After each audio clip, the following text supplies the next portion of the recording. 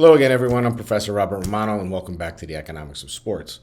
In this section, we're going to talk about competitive balance, the importance of competitive balance in sport, right? And how do we define this, right? What is competitive balance? It's close competition every year, with the difference between the best and the worst teams being relatively small, right? We want competitive balance. We want each team to believe and each fan to believe that their team is going to be there at the end. All right, so it results in a regular turnover in the winner of the league's championships, right? We don't want the same team winning every year, year after year after year. You know, the Yankees did it in the 40s and 50s. Was it great for the league? Maybe, maybe not. I'm a Yankee fan, so maybe. But in sports, we look to who have competitive balance, right? This parity within a league. Like I said before, fans want to believe that their team has a chance each year to win the championship. We want to believe that our team is going to be there at the end. You know, I always think about it. The best year for the NFL was when the New York Giants went 9-7 and then ended up winning the Super Bowl. Right? That's a good example of parity. Right? 9-7, barely above 500, but they go on and win the championship. Right? So competitive balance. As we all know, a game with an uncertain outcome is much more exciting than the foregone conclusion, and the same thing for the league itself, right? If we believe that the Patriots are going to win another Super Bowl, right? Great, right? And evidence suggests that fans prefer that their teams win, but not by that much, right? They want their home teams to win, have a 60-70% chance of winning, but overall they want to believe that they're fighting for their home team, but they understand that this parity thing is good for the league and good for uncertainties. All right, from the owner's perspective, right, competitive balance enhances fan demand, right? It's a simple economic principle, right? If fans are engaged, they're going to spend money. Right? If fans are engaged, they're going to tune in. When fans are engaged, they're going to show up and buy merchandise, right? But at the same time, they have to balance maximizing wins with maximizing profits, right? If competitive balance gets out of whack and the same teams keep winning, well, that may lessen the profits because people may not be tuning in. The overall sports property may not be as valuable. All right, so maximizing wins with maximizing profits, this balance between the two. All right, so there are various policies in the U.S. sports leagues to promote competitive balance. And the three we're going to talk about, and the three that are going to be on the quiz at the end of the week, are revenue sharing, the rookie or reverse order drafts, and salary cap luxury taxes. Right, those are the three. So I may ask you, what three policies promote competitive balance within the U.S. sports leagues? Boom. Revenue sharing, rookie reverse order drafts, salary caps, luxury taxes. There's your answer. 3 points, 6 points, I don't know. All right. So another question may be, these may be used to promote competitive balance, or do the owners just justify these to depress payer salaries? Now, that's more of a philosophical question. That may be an essay question that I may throw on the quiz. So, are these policies, this rookie draft, is that really fair to the athlete? Don't they be allowed to negotiate with one team? It's just the way that the leagues use to keep that rookie salary down. I don't know. All right, but it's more of a philosophical thing that we can talk about. Revenue sharing, right? Revenue sharing. The Major League Baseball, the major properties, MLB, NBA, NFL, and NHL, all share their broadcasting revenue relatively equally, right?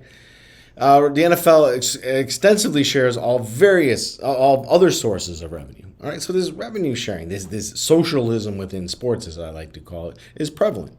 Right, the NFL, they share their TV revenue, the merch revenue, and even their gate, right, their tickets. Home team keeps 60% of the gate, and the visiting team gets about 40% of the gate. When I say gate, I mean tickets, parking, concessions, all that kind of stuff. All right, so Major League Baseball shares approximately 31% of local market revenue, all right, minus expenses. Central non-local revenue goes disproportionately to teams in the 15 smallest markets. All right, so any money that is shared, all right, so any non-local revenue that is shared goes to the 15 small market teams. But those small market teams have to and are required to spend that money on player contracts. All right, they just can't keep it for themselves. No, if they're getting money from the larger market teams, they need to take that money and then spend it on player salaries, right? To promote this competitive balance, right? Get players to play for these small market teams and earn a salary equivalent to a Boston, New York, California, LA, those kind of things. All right, so NBA shares approximately 50% of local market revenue, and the NHL transfer incomes to small market teams also. So there's this constant revenue sharing, right? The big market teams, the big TV contracts getting shared amongst the leagues, right? So the NBA shares approximately 50% of local market revenue, of course, minus expenses. And the NHL itself transfers income to small market teams. When they say small market, they mean the bottom 15 media markets or a city with a population base of less than 2 million. All right. So it's one policy that's used to promote competitive balance. A second is these salary caps or luxury taxes, right? These kind of things drive me crazy.